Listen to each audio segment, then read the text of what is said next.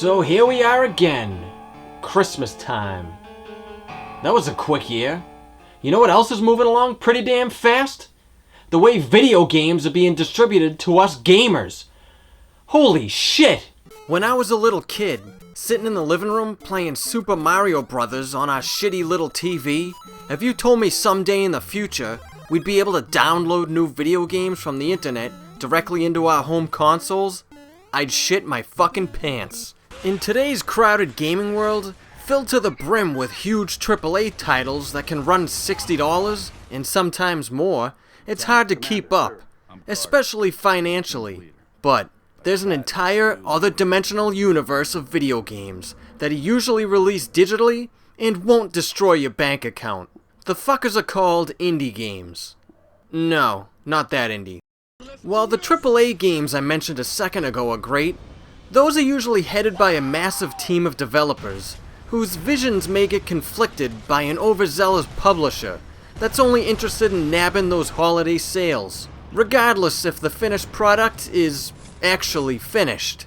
Master Chief Collection. Or maybe a developer's hopes for new innovations are constantly being held back because the publisher's big CEOs fear the slightest change and really just want to keep their big bonuses by maintaining safe sales numbers and care more about pleasing shareholders than consumers. Activision. These indie games don't really have to worry about any of those problems, because they're usually headed by a small team. But these guys don't have millions of dollars to spend on advertising or factories to manufacture their physical games. So, this is where digital distribution comes in. So I'm gonna play a fucked up indie game I found the other night on the Xbox Live Marketplace on 360. But one last thing before we get started. To buy a game online, in this case the Xbox Marketplace, you either need your credit card or one of these Microsoft points cards. Now that's all well and good, it's the future, but let's just think about this for a second. Remember waking up Christmas morning and finding all those video games Santa left under the tree for you? Unwrapping them, all that excitement, playing your new games with your family all day? Well, in the future, or just a few years from now, this is what kids are gonna find under the tree. A little green card that has invisible money that gets you an invisible game. What the fuck? Well, whatever, it works. Evolve or die, I guess, right? Oh shit, the game. So, surfing the depths of the search library one night, I found a game that's a cross between Squidbillies, Evil Dead, and Contra. It's called Jimbo vs. the Legion of Darkness. The name alone sold me. We play as Jimbo, I'd assume, since there really wasn't an introduction to the story, just the developer's logo at the beginning, which is horrifying. Jimbo looks like Mick Foley wearing that cut-off flannel. Have a nice day! We take Jimbo on his side-scrolling adventure, shooting the shit out of all these fucked up enemies that are actually interesting as fuck. So, this is the Legion of Doom. No, wait, that was an 80s tag team. Yeah, this is the Legion of Darkness. I keep wanting to say Army of Darkness, but fuck that. Bruce Campbell had it easy. He only had to fight an army. Jimbo takes on a whole fucking legion. Let's take a look at some of these assholes. We got zombies, skeleton guys, big fleshy piles that fart out maggots. No, really, look.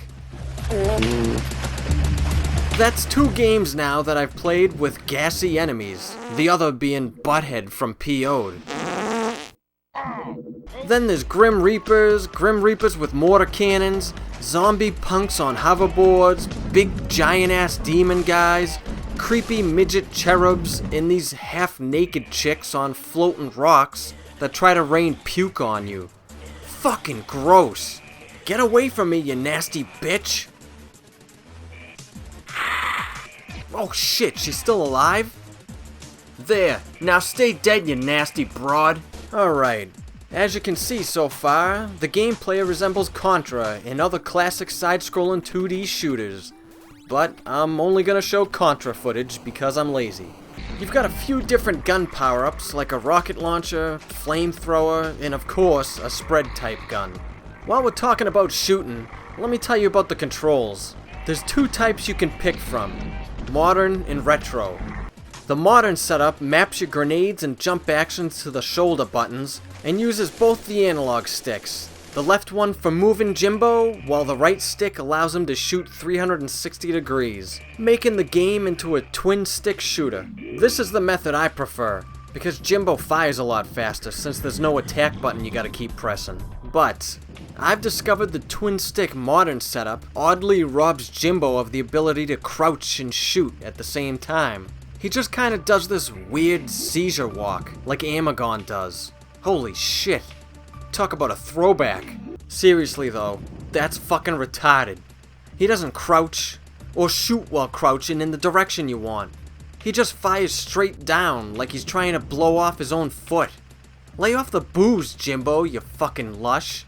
If you want to go old school, go with the retro controls. Your jumps and shooting are done by pressing the regular buttons, but you have to keep pressing the X button to fire your weapons, which can be difficult when you're surrounded, because you have to keep moving to fire at an angle. There's no button that lets you lock into place like in Contra 3. The retro style has one improvement over the modern control option. It lets Jimbo duck and walk at the same time. Alright, fuck this. My fingers hurt. Back to modern controls. The graphics are weird. They look like the shit you draw in your notebook during class in high school. I like it. The background music is pretty badass too. It's kinda got an old school Ministry, creepy industrial thing going on. Yee-hoo!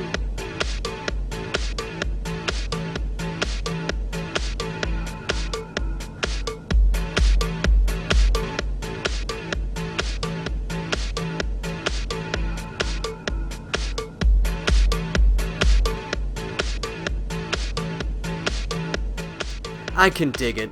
The game only has 4 levels, but that keeps it perfectly paced.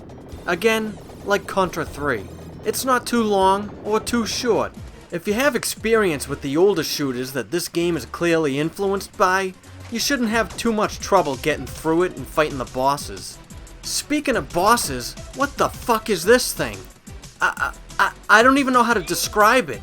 A floating kidney with an eyeball shooting out armpit hair? I don't know, whatever. Okay, well, through the sorcery of editing software, I think I'm about to reach the final boss. Yep, here he comes. Let's go.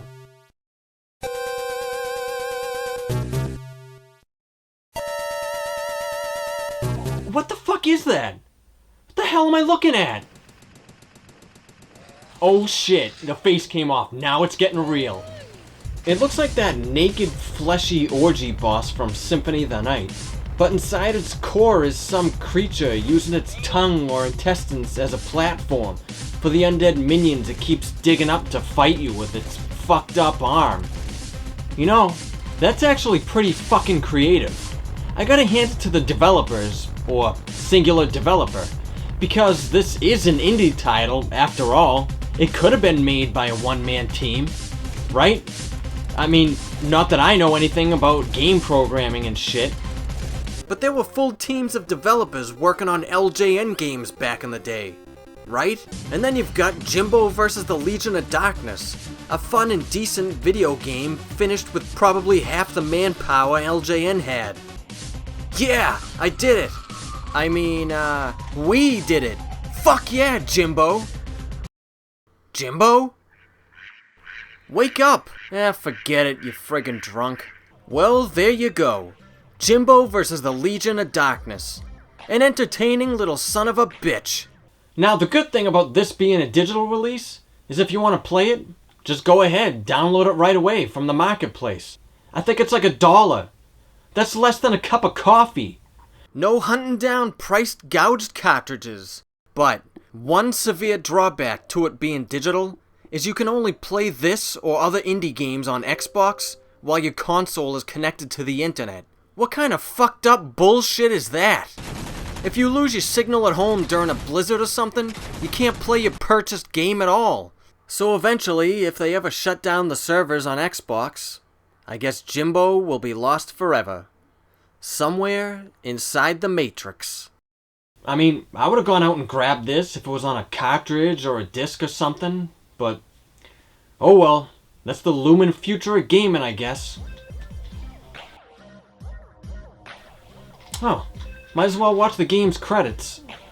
Wow, either every single person in the world named Bobby Revere got together to make this game, or it was just the one guy. One guy? LJN, you should be ashamed of yourselves.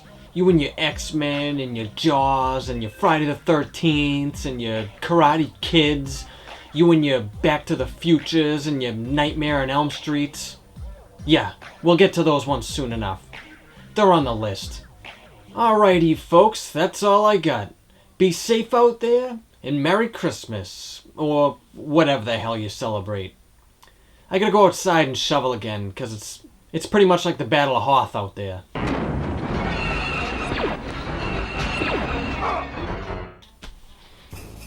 And Bobby Revere, we salute you, wherever you are.